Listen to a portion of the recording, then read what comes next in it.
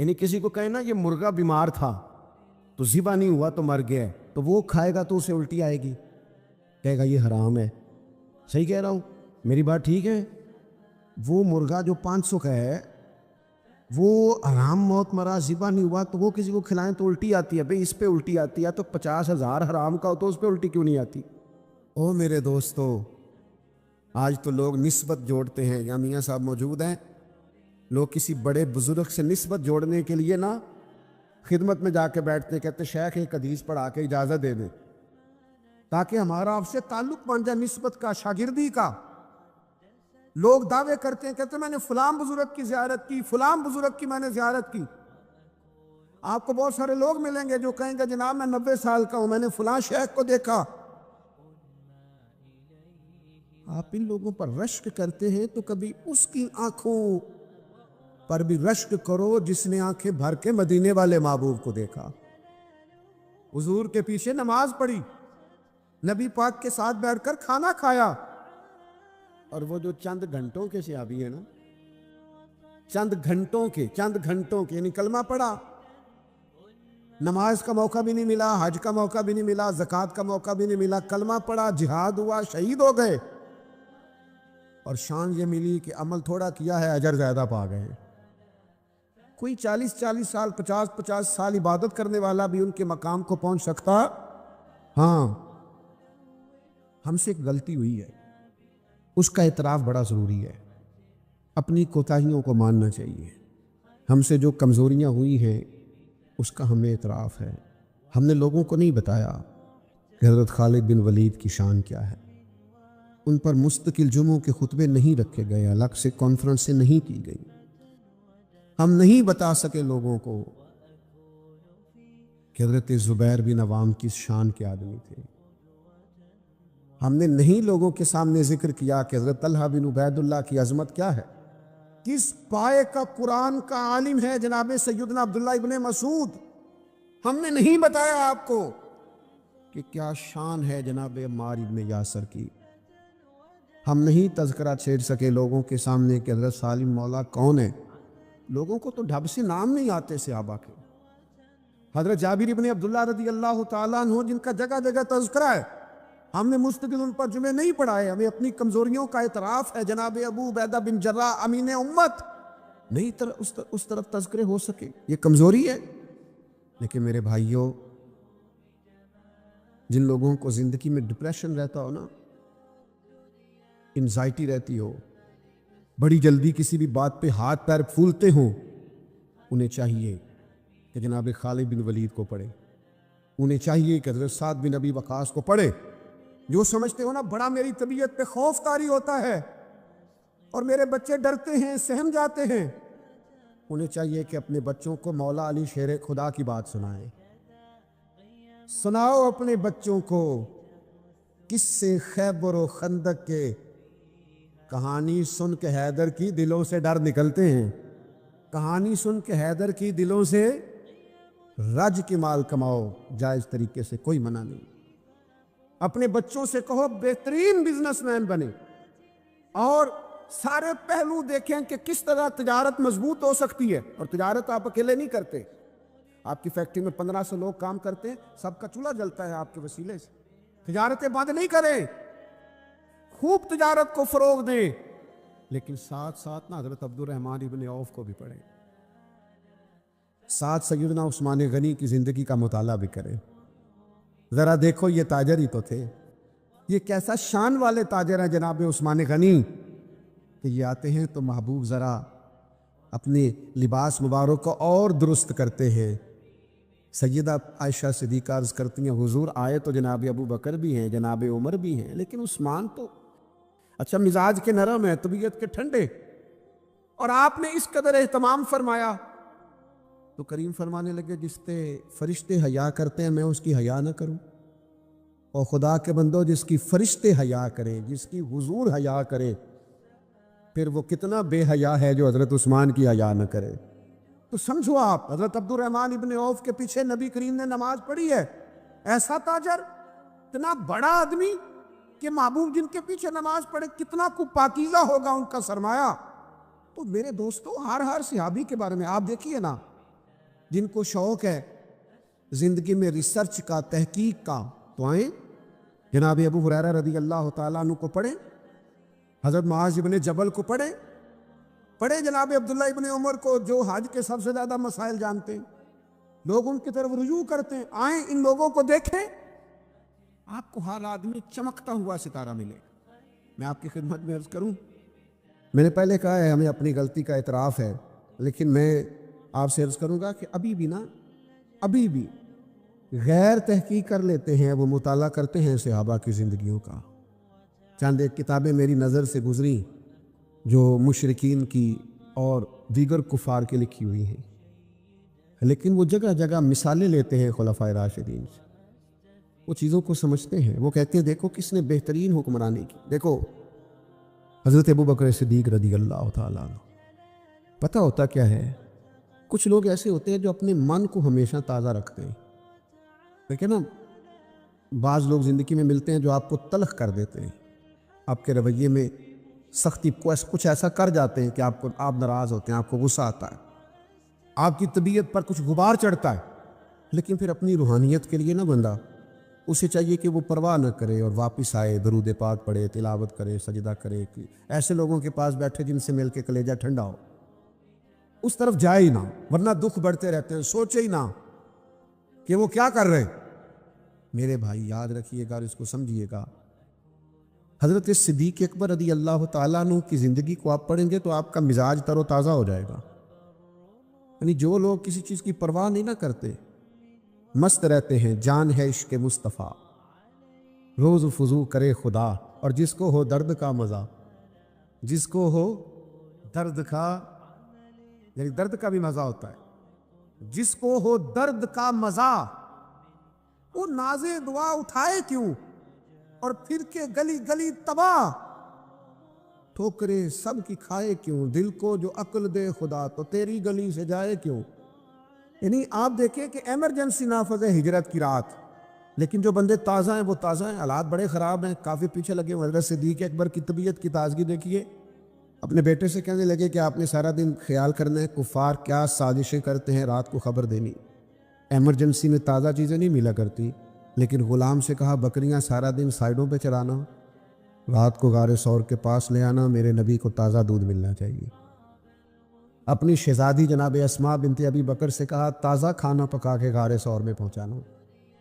یعنی جس طرح کچھ لوگ پورے طور پر اپنی طبیعت کے لحاظ سے محو نہیں ہو جاتے کسی کام میں، ہمارے ہاں بھی لوگ شاگرد ہوتے ہیں پر کوئی نہیں ہوتے، مرید ہو کے بھی مرید، وہ مننا بھی کدا مننا ہے، کدے مان لیا تے کدے منیا ہی نہ، بس ہلکا پھلکا سا تعلق رکھا، آئے کبھی نہ آئے، کبھی گئے کبھی نہ گئے، لیکن وہ غلامی کا خاص رنگ، وہ کیفیت، اگر کچھ لوگ سارے کٹھن حالات میں بھی اپنی روح کو تازہ رکھنا چاہتے ہیں تو جناب صدیق اکبر کی زندگی کا مطالعہ کریں۔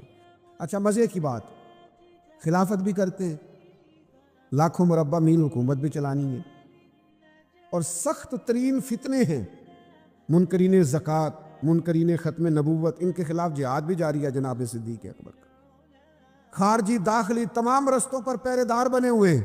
لیکن حضرت عمر رضی اللہ تعالیٰ عنہ فرماتے ہیں کہ ایک بوڑھی اماں نابینا تھیں، بے اولاد تھیں، تو میں نے چاہا کہ میں ان کے گھر میں کام نہ کرایا کروں، تو فرماتے میں نے معلومات کی تو پتہ چلا پہلے ہی کوئی شخص کر جاتا ہے، ظہر کے بعد بھی معلوم کیا کون ہے، کوئی نہ آیا، عصر کے بعد بھی کوئی نہیں، عشاء کے بعد بھی کوئی نہیں، مغرب میں بھی کوئی نہیں، کہتے میں تہجد کے وقت چھپ کے بیٹھا، وہی ہوا جس کا مجھے یقین تھا، جناب صدیق اکبر کا دروازہ کھلا، امیر المومنین گھر سے نکلے ہیں اور بوڑھی کے گھر میں گئے، جھاڑو دیے، ادھر دیکھو نوجوانوں، کرنے کو کام ہی نہیں ملتا ہمیں کوئی، ہم کیا خدمت کریں جی، ہم کیا کر، آپ سب کچھ کر سکتے ہیں، ضروری ہے کہ کروڑوں روپیہ جیب میں ہو تو خدمت خلق ہوتی ہے، آپ کسی عہدے پر ہی بیٹھیں تو پھر ہی آپ کچھ کر سکتے ہیں، ایسا نہیں ہوتا۔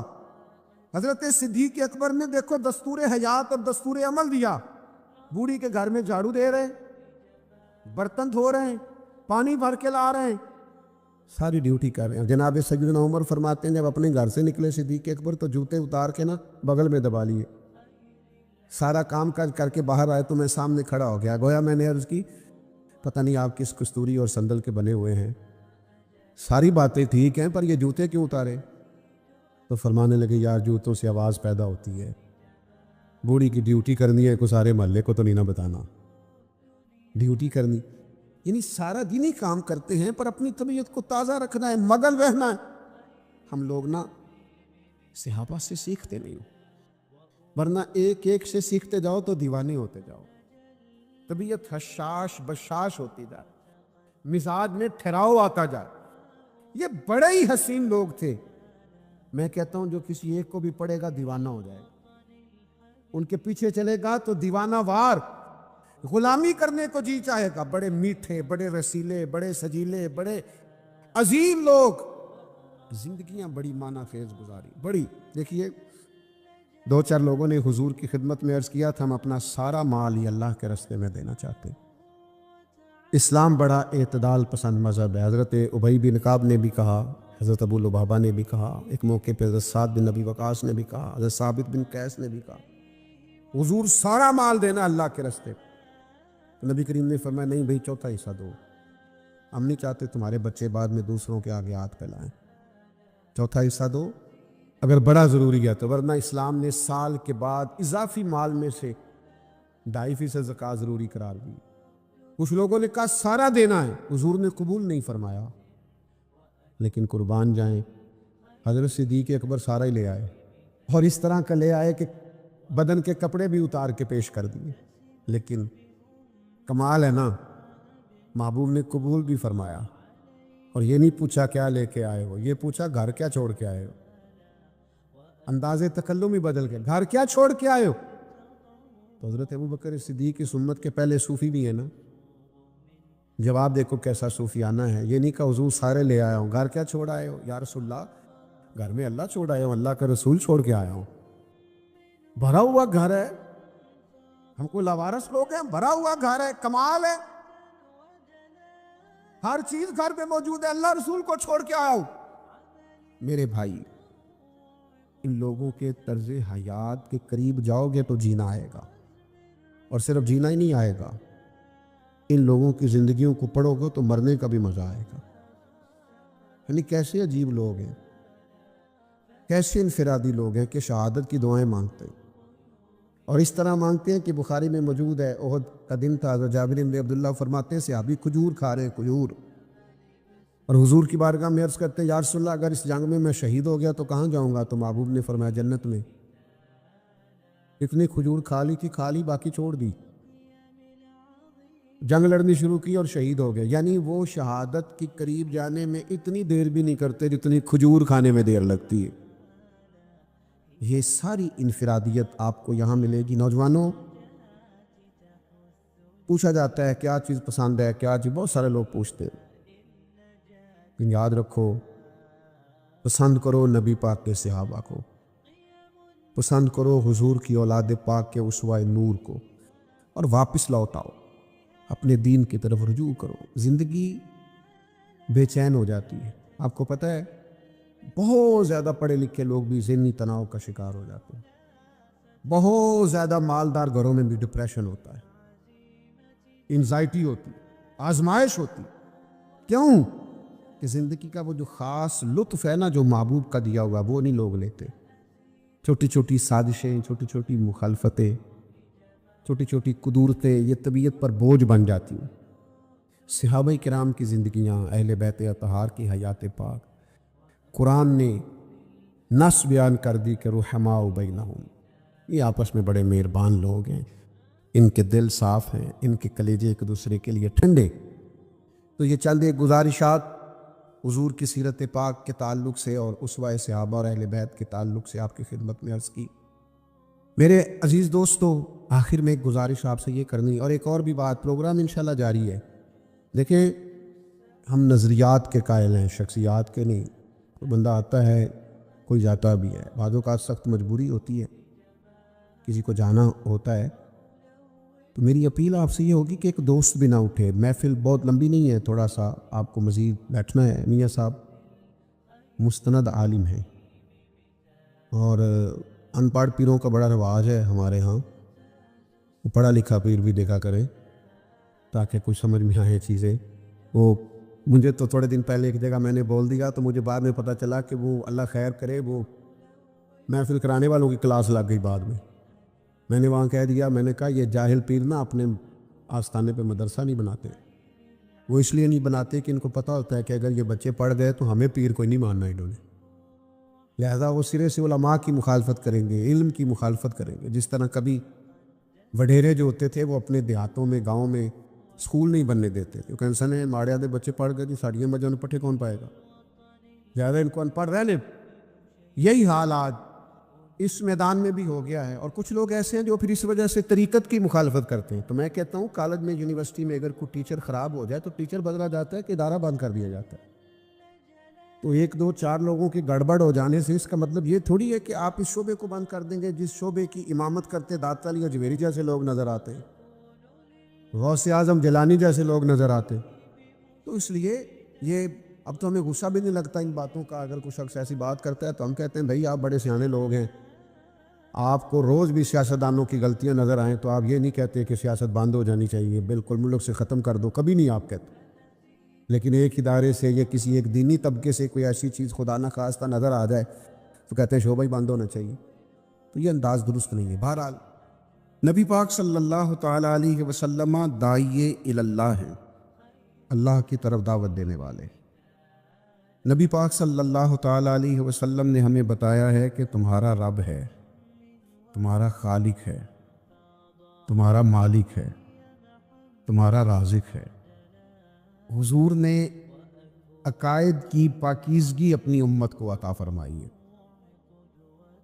دنیا میں جتنے بھی لوگ مضبوط ہوتے ہیں نا، توانا ہوتے ہیں، ذہنی طور پر طاقتور ہوتے ہیں اور دنیا میں بڑے بڑے کام کرتے ہیں، یہ وہ لوگ ہوتے ہیں جن کے عقیدے مضبوط ہوتے ہیں۔ بہت سارے لوگوں کے پاس اسباب بھی ہوتے ہیں، صحت بھی ہوتی ہے، گنجائش بھی ہوتی ہے، لیکن وہ لوگ نظریاتی طور پر کمزور ہوتے، فیصلے کی قوت ہی نہیں ہوتی۔ یہ کام کر لوں کہ نہ کروں، پتہ نہیں کیا ہوگا، پتہ نہیں کیا بنے گا، بات بات پہ ان کے ہاتھ پیر پھولنے لگتے، بات بات پہ وہ گھبرانے لگتے، ذرا ذرا سی بات کا پریشر لیتے، کنفیوز رہتے۔ نتیجہ یہ نکلتا ہے کہ وسعت بھی ہے، صحت بھی ہے، تعلیم بھی ہے، ڈگریاں بھی ہیں، کچھ بھی نہیں کر پاتے۔ تو یاد رکھیے جن لوگوں کا کوئی عقیدہ نہیں ہوتا، کوئی نظریہ نہیں ہوتا، کوئی سوچ نہیں ہوتی، وہ پیچھے رہ جاتے۔ اللہ کے محبوب نے نا ہمیں عقیدہ دیا ہے، حضور نے ہمیں بتایا کہ اللہ وحدہ لا شریک، نبی پاک نے ہمیں بتایا ہے کہ میں اللہ کا آخری رسول ہوں، رسولوں کا امام ہوں۔ نبی پاک علیہ السلام نے ہمیں بتایا ہے کہ گویا تم نے ڈرنا نہیں، موت وقت سے پہلے نہیں آئے گی، موت کا وقت مقرر ہے۔ یہ عقیدہ دیا ہمیں قرآن و حدیث نے۔ نبی پاک علیہ السلام نے ہمیں بتایا ہے کہ تمہارا رزق جو تمہارا مقدر ہے وہ تمہیں ملے گا۔ حضور نے یہ ہمیں عقائد دیے کہ اس مرنے کے بعد پھر ایک زندگی ہے، ہمیں اٹھنا ہے۔ یوم نحشر المتقین الی الرحمن وفدا، جب متقی اور پرہیزگار لوگوں کی شان یہ ہوگی کہ وہ رب کی بارگاہ میں مہمان بنا کر پیش کیے جائیں گے۔ تمہیں قبروں سے اٹھنا ہے، نکلنا ہے، اس کے بعد ایک زندگی ہے، کچھ فیصلے وہاں ہونے، حتمی اور حقیقی اور اصلی فیصلے وہاں ہونے۔ تو جب اس طرح کی نظریات لوگوں کے ہو جاتے ہیں نا، پھر لوگ کمزور نہیں رہتے، پھر ان میں خوف نہیں رہتا، پھر وہ سہمے ڈرے ڈرے نہیں ہوتے، پھر وہ زندگی میں آگے جانے کے لیے کوئی چور رستہ اختیار نہیں کرتے، وہ پھر حلال حرام کی ہمیشہ تمیز کرتے ہیں، کیونکہ ان کو پتہ ہوتا ہے خالق مالک اللہ ہے، رازق اللہ ہے۔ انہیں پتہ ہوتا ہے کہ رزق ہماری چلاکیوں سے نہیں آنا، خدا کے فضل سے آنا ہے، پھر وہ کبھی بھی کوئی غلط راہ اختیار نہیں کرتے۔ نبی پاک نے عقائد دیے۔ حضور علیہ السلام کی تشریف آوری سے پہلے لوگوں کا عقیدہ ہی کوئی نہیں تھا۔ کوئی ہاتھ سے بنائے ہوئے مٹی کے بتوں کو پوجتا ہے، کوئی معاذ اللہ چاند سورج کی طرف دیکھتا ہے، اوہام پرستی، وہموں کا شکار ہونا۔ اور قرآن مجید ہمیں بتاتا ہے کہ وہ لوگ حج کر کے آتے تو اپنے گھروں کے دروازوں سے نہیں گزرتے تھے، پیچھوں سے چھلانگے لگا کے دیواریں پھلانگ کے آتے کہ ہم نیک ہو گئے ہیں، اور دروازے جو ہیں یہ پاک نہیں ہیں۔ وہ قربانیاں کرتے تو ان کا خون بیت اللہ کی دیواروں سے ملتے معاذ اللہ، سارے کپڑے اتار کے کعبۃ اللہ کا طواف کرتے۔ ان کے اندر وہم تھے، اوہام پرستی تھی، طرح طرح کی چیزیں ان کے دلوں میں آ گئی تھی۔ نبی پاک تشریف لائے تو کریم رسول داعیہ اللہ ہیں، حضور نے ان کے نظریات کو مضبوط کر دیا، حضور نے انہیں پختگی عطا کر دی، طاقتور کر دیا ان کے ذہن کو۔ یہ حدیث آپ سب نے یاد رکھنی ہے، ذہن میں بٹھانی ہے۔ حضرت عبداللہ ابن عباس رضی اللہ تعالیٰ عنہ بیان فرماتے ہیں کہ نبی کریم علیہ السلام نے مجھ سے فرمایا کہ عبداللہ، ساری دنیا مل کے تیرا کچھ بگاڑنا چاہے، نہیں بگاڑ سکتی جب تک اللہ کی حکمت کا تقاضا نہ۔ بلا وجہ ڈرنا، بلا وجہ سہ میں رہنا، بلا وجہ حالات کے سہمے ہوئے لوگوں کو بتا دو، حالات بدل جاتے ہیں، ایک جیسے نہیں رہتے۔ ساری دنیا مل کے تیرا کچھ بگاڑنا چاہے تو بگاڑ سکتی نہیں جب تک اللہ کی حکمت کا تقاضا نہ ہو، مشیت الہی نہ ہو۔ اور فرمایا سارے دنیا دار مل کے بھی تیرا کوئی سنوارنا چاہیں، سنوار نہیں سکتے جب تک اللہ کی رضا نہ ہو۔ خوف کس بات کا، وہم کس بات کا؟ ہمیں نہ کچھ لوگ وہم میں ڈالتے اور ہم بڑی جلدی وہم میں آ جاتے ہیں۔ یا آپ چلے جائیں کسی بابا جی کے پاس جو تویز شویز نہیں دیتے، 9 بجے سے زور تک مردوں کا ٹائم ہے اور عصر سے مغرب تک بیویوں کا ٹائم ہے۔ بابا جی نے کوئی کب نہیں سوائے لوگوں کو وہم ہی کرن دے، تینوں کسی نے کچھ کیتا ہے؟ جن منڈیاں دا کام کرنے کو دل نہیں کرتا انہاں سارے نوں جادو ہو گیا۔ آپ کا کام کرنے کو دل نہیں کر رہا، محنت کرنے کو دل نہیں کر رہا، آپ کو نظر لگ گئی؟ خدا کے بندو، مومن کی بڑی شان ہے، مومن کا بڑا مرتبہ ہے، مومن مضبوط اعصاب کا مالک ہوتا ہے۔ کمزور باتیں کرنا، وہ جی بلی میرا رستہ کاٹ گئی تھی، آج مجھ سے دودھ گر گیا تھا، مجھے پیچھے سے آواز نہ دینا، یہ مومن کا کام ہے۔ مسلمان ایسی باتیں کرتے ہیں، اور پھر 2-4 حادثات واقعات تو کسی کے ساتھ ہوئے ہی ہوتے ہیں، لوگ اس کو بنیاد بنا کے لوگوں کو کمزور کر دیتے ہیں۔ وہ پتہ ہے نا، آپ کو خواب آئی تھی، تو خواب میں تو شیطان بندے کے ساتھ کھیل جاتا ہے، اس میں آپ ڈر گئے، آپ کو تو طاقتور ہونا چاہیے تھا۔ تو نظریاتی پختگی، ماحول میں طاقت، یعنی آپ اندازہ کریں کہ نبی پاک علیہ السلام نے لوگوں کو اتنا پختہ کر دیا، اتنا پختہ کر دیا، حضور علیہ السلام نے انہیں بتا دیا کہ مرنے کے بعد بھی تم نے خوف نہیں کرنا، وہاں بھی تمہاری قبر جنت کا باغ ہی ہے۔ مومن کی قبر جنت کا، قیامت والے دن کا بھی تم نے اس طرح خوف نہیں کرنا، وہاں بھی جنت میں رب نے تمہارے لیے وہ نعمتیں تیار کی ہیں، وہ نعمتیں۔ حضور فرماتے ہیں نہ کسی آنکھ نے دیکھی، نہ کسی کان نے سنی، نہ تمہارے دل پر کبھی خیال ہی گزرا ہوگا اللہ وہ نعمتیں تمہیں عطا فرمائے گا۔ اتنے طاقتور ہو گئے تھے صحابہ، اتنے طاقتور ہو گئے تھے، شہادت کی دعائیں مانگتے تھے۔ کو نہیں سمجھ آئی آپ کو؟ یعنی زندگی تو زندگی، بندے کو جنت اتنی پیاری ہو جائے کہ موت سے بھی پیار ہو جائے، وہ شہادت کی موت مانگنے لگے کہ یا اللہ کبھی شہادت مل جائے نا۔ آپ ویسے بتائیے گا نا کسی کو، مجھے بھی نہ بتائیے گا، ویسے اپنا اپنا حساب لگاتے ہیں سارے، مرنے کو دل شل کوئی نہیں کرتا لوگوں کا۔ میں نے کہا بتانا نہیں کسی کو، ہنسنا بھی نہیں آپ نے، مشکوک نہ ہو جانا ہنس کے۔ دل نہیں کرتا مرنے کو، لوگ جینا چاہتے ہیں، لیکن یہ میرے نبی کے دیے ہوئے عقیدے ہیں نا، حضور کے دیے ہوئے عقیدے ہیں نا، کہ ہر روز مسجد نبوی میں حضرت عمر دعا مانگتے تھے، اللہم ارزقنا شہادتا فی سبیلی، یا اللہ کبھی تیرے رستے میں شہادت کی موت مل جائے نا، جان پاویں نہ جان میرے محبوبہ، میں لگیاں توڑ نہ بھیساں، راہ تیرے وچ رول کے مرساں، تے قدم نہ پچھاں ہٹے ساں، شہر تیرے دے ٹکڑے منگ ساں، تے تیرے کتیاں دے قدم چمے ساں، آزم جان امانت تیری، تو جدو منگ سے میں پیش کرے ساں، جان امانت تیری تو جدو منگ سے میں پیش میں یوں کر کے پیش کروں گا، حضور ہے ہی آپ کی جدو مانگ سے میں پیش کرے سا۔ میرے عزیز، جنگ احد میں نا کفار نے ایک چلا سنے جی، سنے اللہ جزاد، جنگ احد میں نا کافروں نے ایک سازش کی تھی مسلمانوں کے حوصلے پست کرنے کے لیے۔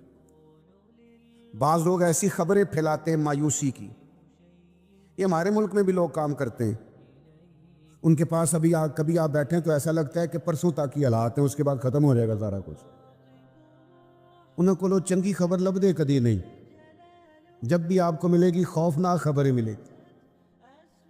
تو کچھ لوگ مایوسیاں پھیلاتے ہیں، ان کی عادت ہوتی ہے، وہ خیر کی بات نہیں کرتے۔ تو کافروں نے بھی ایک سازش رچی احد میں، انہوں نے خبر پھیلا دی کہ معاذ اللہ حضور کو تو شہید کر دیا گیا۔ اب غلاموں کے لیے یہ خبر بڑی تکلیف کا باعث تھی، جنہاں دے دل بر جانی وچھڑن کون روے پھر تھوڑا، اس سب روگاں دا روگ محمد جس دا نام وچھوڑا۔ یہ مشکل ہوتا ہے، لوگ پریشان ہو گئے، طبیعتیں بے چین ہو گئی، بعض کے حوصلے پست ہونے لگے، حضور چلے گئے، لیکن نبی پاک نے نظریات دیے ہیں نا، عقیدے دیے ہیں نا، ان کی سوچیں دیکھو کیسی ہیں۔ حضرت انس بن نضر رضی اللہ تعالیٰ عنہ، یہ جناب انس بن مالک کے چچا ہیں، حضرت انس بن مالک کے چچا جناب انس بن نضر، یہ نا احد پہاڑ کی طرف سے آ رہے تھے، تو جنت کی باتیں سن سن کے جنت اتنی تازہ ہو گئی ہے ذہن میں کہ حضور کے صحابہ سے پوچھتے کیا ہوا، تو کہنے لگے خبر پھیل رہی ہے کہ حضور شہید ہو گئے، نبی پاک کو شہید کر دیا گیا۔ تو حضرت انس بن نضر کہنے لگے ادھر آؤ نا میرے پیچھے، اگر حضور شہید ہو گئے تو ہم نے جی کے کیا کرنا ہے، مجھے تو احد پہاڑ کے اندر سے جنت کی خوشبو آ رہی ہے، آؤ سارے جانیں پیش کر دیں، ہم بھی قربان ہو جائے، جنت کی خوشبو تو سامنے۔ جب آپ کے عقیدے مضبوط ہوتے ہیں نا، عقیدے مضبوط، ایک لفظ لوگ ہمارے یہاں بولتے ہیں، کہنے مینوں چاہ بڑا سی، منڈے دی شادی سی تے مینوں، میرے خیال ہے تسی نہیں سنی گل کدی، ہوندے نہیں نا تسی، مینوں فلانے بچے دی پوتے دی شادی سی تے مینوں چاہ، جتنا مرضی بھی ہو، عقیدے عقیدے ہی ہوتے ہیں، جتنا مرضی چاہ ہو، اگر ایمان مضبوط ہو تو لوگ شریعت نہیں بھول سکتے۔ ہن تسی ہلکے ہلکے ناراض ہوئے ہو، یہ تے دوجے پاسے ٹر پے نے، جتنا مرضی چاہ ہو، جتنی مرضی محبت، تو عقیدہ ہو نا مضبوط، طاقتور ہو، شریعت نہیں بھولتی بندے کو۔ میں ویسے محفل میں آنے والے کو بھی دیندار سمجھتا ہوں، مسجد میں آنے والے کو بھی دیندار سمجھتا ہوں، عمرہ کرنے والے کو بھی میں دیندار سمجھتا ہوں، پر میری نظر میں اصل دیندار وہ ہے جس کے گھر میں شادی ہو تو پتہ چلتا ہے کتنا دیندار ہے۔ مینوں پتہ ہے تسی گھورنا، مینوں گل ہی انج دی ہے، شادی والے دن پتہ چلتا ہے کتنا دیندار ہے، بیٹے کی شادی پہ، پھر پتہ چلتا ہے شریعت کا کتنا خیال کرتا ہے، اب پتہ چلے گا عقیدہ کتنا مضبوط ہے۔ کچھ ٹائم ایسے ہوتے ہیں کہ جب بندے کو ہوش نہیں رہتی۔ ایک صحابیہ ہیں، سیاستہ میں حدیث موجود ہے، ان کا نام ہے حضرت ام خلاد رضی اللہ تعالیٰ عنہ، ان کے بیٹے شہید ہو گئے تھے۔ تو مجھے بتائیے کہ کسی ماں کا بیٹا ہی چلا جائے تو اس کی کیا کیفیت ہوتی ہے؟ ہوش سلامت رہتا ہے؟ بچے کو تو بخار ہو تو ماں باپ ساری رات سو نہیں پاتے، ساری رات نہیں نیند آتی، حالانکہ بخار ہے چھوٹا سا معمولی سا اتر جائے گا، لیکن وہ ہائے ہائے کرے تو نیند نہیں آتی، اور بیٹا چلا ہی جائے، شہید ہی ہو جائے۔ تو جناب ام خلاد رضی اللہ تعالیٰ عنہ کا بیٹا شہید ہو گیا، تو وہ نہ معلومات کرنے آئیں کہ واقعی میرا بیٹا شہید ہو گیا، تصدیق کرنے آئیں۔ جس وقت وہ تصدیق کرنے آئی ہیں، پتہ کرنے آئی ہیں کہ میرا بیٹا شہید ہو گیا ہے، تو انہوں نے بہترین کر کے اپنا جسم پردے سے چھپایا ہوا ہے، نقاب اوڑھا ہوا ہے، پورے طور پر وہ با پردہ ہیں، آئی ہیں، تھوڑا سا پیچھے کھڑے ہو کے پوچھتی ہیں مجھے پتہ چلا ہے میرا لال شہید ہو گیا ہے۔ انہیں خبر دی گئی کہ ہاں آپ کا بیٹا بھی شہید ہو گیا ہے۔ ان سے ایک شخص نے سوال کیا، کہا اس حال میں بھی آپ کا پردہ قائم ہے؟ تو ہوش ہی نہیں رہتا نقاب کرنے کا، پردہ کرنے کا، برقع پہننے کا، یعنی بیٹا چلا گیا۔ اللہ کرے آپ کو سمجھ آئے میں کیا کہہ رہا ہوں۔ عقیدے ہوں مضبوط، نظریات ہوں تازہ، تو انسانوں کا مزاج اس طرح کا بن جاتا ہے۔ ان سے کہا جناب اس حال میں بھی آپ اتنی با پردہ ہیں؟ تو جناب ام خلاد اس وقت کہ جب ابھی انہیں خبر ملی ہے کہ آپ کا بیٹا شہید ہو گیا، دکھ تازہ ہے، زخم ہرا بھرا ہے، لیکن اسی وقت بڑے دھیمے لہجے میں پوچھنے والے سے فرمانے لگیں اور میرا بیٹا گیا ہے، میری حیا تو نہیں نہ گئی۔ ہم نے دین رسول کائنات سے لیا ہے، ہمیں عقیدے نبی پاک نے دیے، بیٹا گیا ہے، میری حیا تو قائم ہے نا۔ او بھائی کوئی بھی وقت ہو، کیسا بھی وقت ہو، جو نظریاتی لوگ تھے انہوں نے نظریے پر کبھی سودا، ان کا نظریہ طاقتور رہا، ذہن ان کا مضبوط رہا۔ ہمارا یہ مسئلہ ہے کہ ہم نظریاتی نہیں ہوتے، پریشر ہی تھوڑا سا برداشت نہیں کرتے۔ برادری آ گئی، قبیلہ آ گیا، میرے بچے نہیں مان رہے، فلاں نے یہ کہہ دیا، چند منٹ لگتے۔ حضور نے نظریاتی کیا، زندگی نظریاتی گزارے۔ ایک تو سب سے پہلی بات تو یہ ہے کہ اللہ کی ذات پر بھروسے کے معاملے میں طاقتور ہو رہے ہیں۔ جو سانپ سے بہت زیادہ ڈرتا ہے نا، وہ رسیوں سے بھی ڈرنے لگ جاتا ہے۔ یہ ڈرا نہ کریں، اور یہ فلانی شے منحوس ہوتی ہے اور فلانی شے سے نحوست ہوتی ہے، اور جناب آج پتہ نہیں کیا ہو گیا، تو ان کہانیوں سے باہر آئیں، اور بھی کئی کام کرنے والے ہیں۔ طاقت، وہ ایک بادشاہ تھا نا، تو اسے بھی بڑا وہم ہوتا تھا، وہ شکار کرنے جاتا تھا تو کہتا تھا کوئی بندہ میرے متھے لگ جائے تو میرا شکار نہیں ٹھیک ہوتا ہے نا آج کل بھی لوگوں کو وہم، فلانا مل گیا تھا تو میرے حالات خراب ہو گئے، فلانے کی نظر لگ جاتی ہے، لیکن وہم کا شکار نہیں ہونا۔ تو بادشاہ کا خیال تھا کہ کوئی بندہ مجھے منحوس مل جائے تو میرا کام خراب ہو جائے معاذ اللہ۔ حالانکہ کسی چیز سے بھی نحوست لینا ٹھیک نہیں، برکت لے سکتے ہیں آپ کہ فلاں ملا تھا معاملات بہتر ہو گئے، لیکن فلانا ملا تھا تو حالات خراب ہو گئے، یہ کہنا درست نہیں، اس سے نظریاتی کمزوری واقع ہوتی۔ تو بادشاہ کا خیال تھا کہ میں شکار کو جاؤں تو کوئی بندہ میرے متھے نہ لگے، ورنہ میرا شکار ٹھیک نہیں ہوتا۔ تو شکار پہ جب جاتا تھا تو سارا رستہ خالی کرا دیتے تھے، سارا رستہ خالی کرا دیا۔ کوئی غریب آدمی بیچارہ نہ لکڑیاں کاٹ رہا تھا ایندھن کے لیے، سمجھ آ رہی ہے بات کی؟ یہ جب سوئی جائز گھروں میں نہیں تھا تو لکڑیاں کاٹ کے لانا بھی ایک باقاعدہ ڈیوٹی تھی، شام کو کھانا پکانا ہے، تو وہ لکڑیاں کاٹ کے لا رہا تھا شام کو ایندھن جلانے کے لیے۔ اسے پتہ نہیں تھا بادشاہ سلامت گزر رہے ہیں، سڑک ساری خالی ہے، وہ غلطی سے سڑک پہ چڑھ گیا، اچانک ادھر سے بادشاہ سلامت کا گھوڑا آ گیا، قافلہ آ گیا۔ بادشاہ نے دیکھا، بادشاہ سلامت غصے ہو گئے، میرے رستے میں کیوں آیا؟ میرا شکار ہی ٹھیک نہیں ہوتا جب میں کسی کے متھے لگ جاؤں۔ وہ غریب بیچارے کو کیا پتا کہ تیرے سامنے نہیں آنا، اس نے کہا اسے پکڑو، درخت کے ساتھ باندھو، 2 سپاہی اس کا پہرا دیں شام تک، اگر تو میرا شکار ٹھیک ہو گیا تو اسے کھول دینا ہے، اور اگر شکار ٹھیک نہ ہوا تو اسے کوڑے مارنے۔ وہ بیچارہ صبح سے بندھا ہوا ہے، گرمی کا موسم ہے، پیاسا۔ عصر کے بعد بادشاہ سلامت واپس آئے، بڑے خوش ہو رہے ہیں، کہنے لگے میرے کو متھے لگ جائے نا تو میرا شکار ٹھیک نہیں ہوتا، لیکن آج میرا شکار بڑا ٹھیک ہوا، دن بڑا اچھا گزرا ہے، لہذا جا تجھے معاف کیا۔ تو تنگ آمد بجنگ آمد، جب بندے تنگ آتے ہیں پھر جنگ کرتے ہیں، جب بندہ پورے طور پہ تکلیف میں ہو پھر وہ غصے والی باتیں کرتا ہے۔ تو اس بندے نے، غریب نے سوچا کہ مرنا تو ہے ہی، تو آج کچھ کہہ کے نہ مریں۔ اور جب اسے کھولا تو کہنے لگے بادشاہ سلامت تو بڑا کمزور ہے، بزدل ہے، اور تیرے نظریات بڑے کچے ہیں کہ کوئی بندہ مل جائے تو شکار نہیں، اللہ کے بندے کدھر جائیں، علاقہ چھوڑ جائیں، کوئی بندہ مل جائے تو شکار ٹھیک نہیں ہوتا۔ اس نے کہا سن، سویرے تو میرے متھے لگا تھا، میں تیرے متھے لگا تھا، تو کہتا ہے تیرا دن تو بڑا اچھا گزرا ہے، پر میں تیرے متھے لگا تھا، میرا بڑا برا گزرا ہے، تو اب بتا منحوس کون ہے، میں کہ تو؟ یہ بتا۔ اس نے کہا مرنا تو ہے تو سچ بول کے مرو۔ او بھائی اتنے کمزور ہو گئے ہو، اتنے کمزور ہو گئے ہو، فلانا آیا تھا نظر لگا گیا، فلانا آیا تھا نظر۔ میں بڑی تکلیف سے ایک بات کرنے لگا ہوں، درد سے، آزمائش سے۔ مجھے ایک دفعہ ایک بوڑھی ملی ہمارے علاقے کی قریبی، تو مجھے کہنے لگی 30 سال ہو گئے میں اپنے بھائی کے گھر نہیں گئی۔ میں نے کہا کیوں؟ کہنے لگے ان کا خیال ہے میں جاتی ہوں تو ان کو نظر لگ جاتی، اور پھر وہ اتنے درد سے روئی کہ برداشت نہیں ہوتا تھا۔ کہنے لگی پتر 30 سالاں تو نہیں گئی، کیونکہ انہوں نے خیال ہے کہ میں جاواں تے وہ کیا کرتے ہو، کہاں پہنچ جاتے ہو، کس طرح کی آپ بات کرتے ہو۔ میں انکار نہیں کرتا نظر لگنے کا، لیکن حضور نے سکھائی نہیں سورت فلق اور ناس۔ اتنی اوہام پرستی، اتنے کچے ارادے۔ طاقتور بنے، طاقتور دل، اعصاب، ذہن مضبوط رکھے، کچھ بھی نہیں ہوگا، کوئی کچھ نہیں بگاڑ سکتا۔ اپنی توجہ رب رسول کی طرف کری. لیکن ہم جو کمزوری لے آئے ہیں نا روز بروز مزاجوں میں طبیعتوں میں، اس نے عجیب ماحول بنا دیا ہے.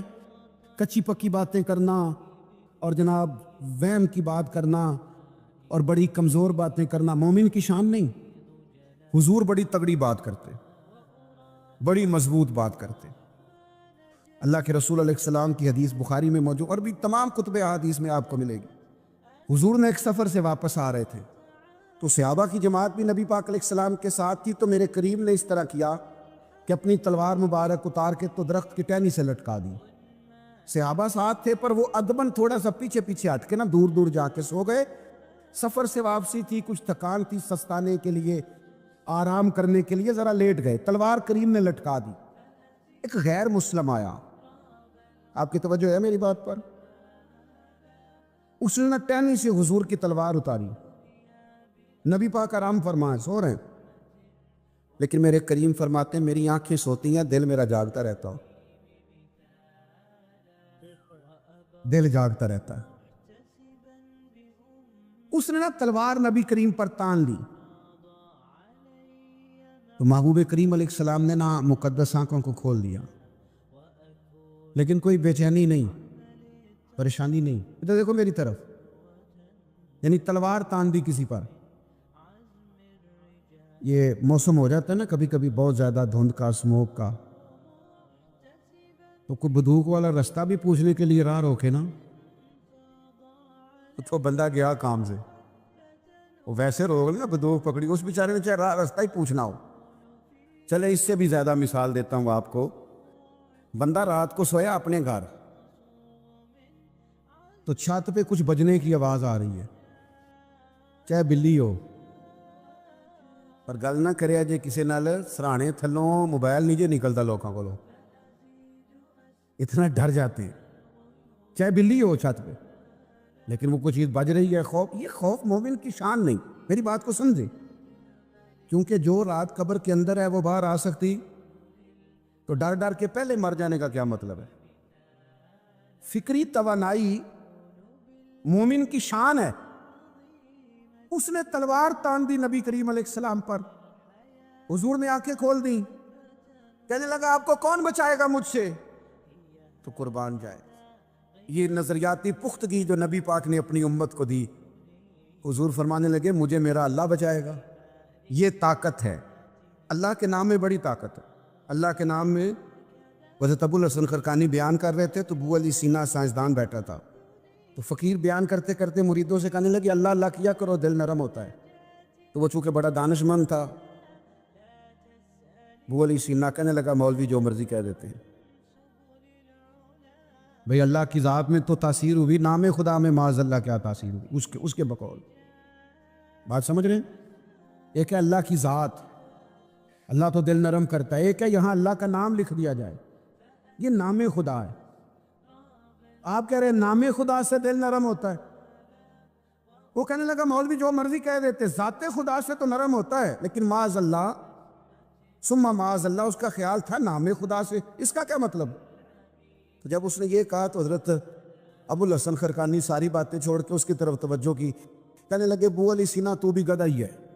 اتنے بڑے آدمی کو اتنی بڑی محفل میں گدھا کہہ دیا، اس کا تو رنگ بدل گیا، آنکھوں میں خون اتر آیا، اس کی طبیعت بگڑ گئی، وہ تو جناب لال پیلا ہو گیا. 1-1.5 منٹ میں حالت خراب ہو گئی. تو حضرت ابو الحسن خرقانی فرمانے لگے ابو علی سینا گدھے کے نام میں اتنی تاثیر ہے، تیرا رنگ بدل گیا تو اللہ کے نام میں کتنی تاثیر ہو. میں نے کوئی گدھا کھڑا تو نہیں نہ کیا لا کے، گدھے کا نام لیا ہے، تیری حالت غیر ہو گئی ہے تو بتا رب کریم کے نام میں کتنا اثر ہو. تو یہ شان ہے اللہ کے نام کی بلا مثال و بلا تشبیہ. اس نے نبی کریم سے کہا آپ کو کون بچائے گا؟ حضور فرمانے لگے مجھے میرا، بولیے مجھے میرا. یہ کہنا سیکھ لو، یہ بڑا مزیدار ہے. کوئی ظالم کوئی پریشان نہیں کرے گا، مجھے میرا اللہ بچائے گا. یہ بڑی طاقت ہے اس جملے میں. جب محبوب کریم علیہ السلام نے فرمایا نا مجھے میرا اللہ بچائے گا، تو وہ کانپنے لگ گیا. اس کے ہاتھ سے تلوار گر گئی، حضور نے اٹھا لی. नबी करीम फरमाने लगे, देख फिर मुझे अल्लाह ने बचा लिया है, अब तू बता तुझे कौन बचाएगा। तो फौरन बोला, कहने लगा, सुना है आप माफ़ बड़ा करते हैं, असीर दुश्मन की चाह में भी, वो मुखालिफों की निगाह में भी अमी है, सादिक है, मोतबर है, मेरा पैगंबर अजीम पर है। सुना है आप माफ बड़ा करते हैं। तो हुजूर फरमाने लगे, अगर तूने सुना है तो जा, मैंने माफ किया, खत्म हो गई बात। तो नजरियाती पुख्तगी जहनों को मजबूत करे। ये जो कच्ची पक्की बातें हैं ना, इनसे निकल आए। और बिलखुसूस नौजवानों से कहूंगा, सारी जिंदगी फैसला ही नहीं किया हमने करना क्या है, किस रास्ते जाना है। जिसने दो बातें बताई उसके पीछे लग जाते हो। ओ खुदा के बंदो, ताकतवर बनो। तुमसे एक खानदान नहीं संभाला जा रहा, तुम्हें तो पूरे के पूरे कबीले संभालने चाहिए, तुम्हें तो बस्तियों की बस्तियों को लीड करना चाहिए। तुम अभी तक फैसला ही नहीं कर पाए मैंने किस रास्ते जाना है। और सारा वक्त सोए रहना, और सारा वक्त मोबाइल इस्तेमाल करना, और सारा वक्त जनाब कपड़े पसंद करने में गुजार देना, और 4-4 घंटे आईने के सामने खड़े रहना, इससे कुछ हासिल नहीं होगा। जिंदगी मेहनत से बनती है, जद्दोजहद से बनती है, आबला पाई से बनती है। पैरों में जख्म आ जाए तो जिंदगी बनती है। चल चल के बंदा थक जाए, और थक के सोए, और सो के उठे, और उठ के फिर चले। इकबाल कहने लगे, पलटना झपटना, झपट कर पलटना, ये लहू गर्म रखने का है एक बहाना। आप नजरियाती तौर पे पुख्ता हो, ताकतवर हो, मजबूत हो, फिक्री तवानाई आपको हासिल हो। ये क्या बात हुई, एक मसला सुना नहीं और जनाब परेशान हुए नहीं। मजबूत होकर मैदान में उतरो। लोग इतने इतने बड़े काम काज करके दुनिया से चले गए, और हम अभी तक वहमों में पड़े हुए हैं, तावीज़ ढूंढते फिरते हैं। कोई दम वाला बाबा मिल जाए, कोई मशवरे वाला बंदा मिल जाए, इससे निकलो बाहर। जिंदगी में तय करो। घोड़ा जब दौड़ता है ना, तो उसके पैरों को कांटेदार झाड़ियां कई दफा लग जाती हैं, लेकिन वो दौड़ता रहता है। वो कभी लग जाती हैं, कभी उतर जाती हैं, वो चलता रहता है, परवाह, क्योंकि उसे मंजिल तक जाना है। अपनी मंजिल का तयन करो, अपनी जिंदगी में कुछ तय करो, और फिर उसके हुसूल की जद्दोजहद करो। कमजोर नहीं पड़ना मेरे अजीजों, मेरे भाइयों। जिंदगी में वहमों का शिकार नहीं होना, जरा जरा सी बात पर परेशान नहीं होना। 1-2 मिनट आपके पास सारा कुछ है, सेहत भी है, औलाद भी है, घर भी है, सजदे की तौफीक भी है, मस्जिद की हाजिरी भी है, सिर्फ पैसे ही नहीं, थोड़े से पैसे कम है तो आप परेशान हैं। आप पैसे वालों को देख के परेशान हो जाते हैं, हो मरहूब हो जाते हैं, हाथ बांधे फिरते। क्या है, पैसे हैं सिर्फ। खुदा का खौफ करें, ये पैसे ही नहीं है ना सिर्फ आपके, बाकी तो सारा कुछ है ना। तो ताकतवर बन के जियो। कमजोर हो जाना, परेशान हो जाना, ये कोई दानाई वाली बात। मैं बात खत्म करने लगा हूं, मेरी बात पर तवज्जो करना। ये जो लोगों के अंदर बेचैनी, बेकरारी पैदा होती है ना, इज़्तिराब पैदा होता है, फिर उसको लोग अपने अपने नाम देते हैं। कोई कहता है डिप्रेशन हो गया, एंजाइटी हो गई, लोगों के हाथ पैर फूलने लगते हैं, वसवसे बहुत आते हैं। उसकी वजह ये होती है कि किताब व सुन्नत के जो दलाइल होते हैं ना, हम जब मदारस में पढ़ते हैं तो हमारे असातिज़ा किसी इबारत पर खुद एतराज़ कायम करते हैं, खुद ही उसका जवाब दे देते हैं। ये कल को जो किसी के ज़हन में कुछ शक पैदा होना है, पहले से उसके दलाइल मजबूत कर दिए जाते हैं। तो नतीजा ये निकलता है कि किताब व सुन्नत पढ़ने वाला आदमी, कुरान मजीद से वाबस्ता आदमी बहुत बुर्दबार हो जाता है। वो चीज़ों की हकीकत को समझने लगता है, उसके मिजाज के अंदर ठहराव पैदा होता है। बहुत सारी चीज़ें जो इस इल्म से दूर आदमी के पास नहीं होती, वो इन लोगों के पास मौजूद होती। ये फिर अपनी ज़िंदगी बड़े इत्मीनान से, आहिस्तगी से गुजारते। व इबादुर रहमानिल्लज़ीन यमशून अलल अर्दि हौला, ये फिर इत्मीनान से वक्त गुजारते। तो मसाइल का हाल ये है कि अल्लाह के नाम से पढ़ा जाए, किताब व सुन्नत का मुताला किया जाए, बहुत सारी पेचीदगियाँ, बहुत सारी दुश्वारियाँ इससे हल हो जाती हैं। कभी आपने महसूस किया होगा कि किसी कमरे में अंधेरा हो ना, तो कई जानवर उसमें जमा हो जाते हैं। अगर वो कमरा बंद है تو اس میں بہت سارے موذی جانور سمجھ لیجئے جمع ہو گئے، بچھو بھی آ گیا، چھپکلیاں بھی جمع ہو گئیں، سانپ بھی آ گیا، اور بھی کئی موذی جانور اس میں جمع ہو گئے۔ اب اس اندھیرے میں اگر آپ ان جانوروں کو مارنا چاہیں گے تو ہو سکتا ہے وہ آپ کو تکلیف دے، کیونکہ کمرے میں اندھیرا ہے۔ آپ سانپ کو مارنے لگے تو ہو سکتا ہے نشانہ ٹھیک نہ لگے، آپ کو ڈس لے۔ آپ بچھو کو، کھٹمل کو پکڑنے لگے تو ممکن ہے کہ وہ آپ کو تکلیف دے، چونکہ اندھیرا ہے۔ ہو سکتا ہے آپ مار نہ سکیں۔ اس کا بہترین اور زبردست حال یہ ہے کہ آپ کمرے میں اجالا کر دیں، آپ لائٹ آن کریں، چراغ کا بندوبست کریں، یہ سارے جانور ویسے ہی بھاگ جائیں گے، مارنے ہی نہیں پڑے گے۔ تو یاد رکھیے گا، علم وہ نور ہے، کتاب و سنت کی تعلیم وہ روشنی ہے جس سے بہت سارے اندھیرے ویسے ہی بھاگ جاتے ہیں۔ آپ کو ایک ایک کر کے بہت ساری چیزوں کو ختم نہیں کرنا پڑتا، بلکہ بھاگ جاتے ہیں۔ ہمارے ساتھ یہ ہوا ہے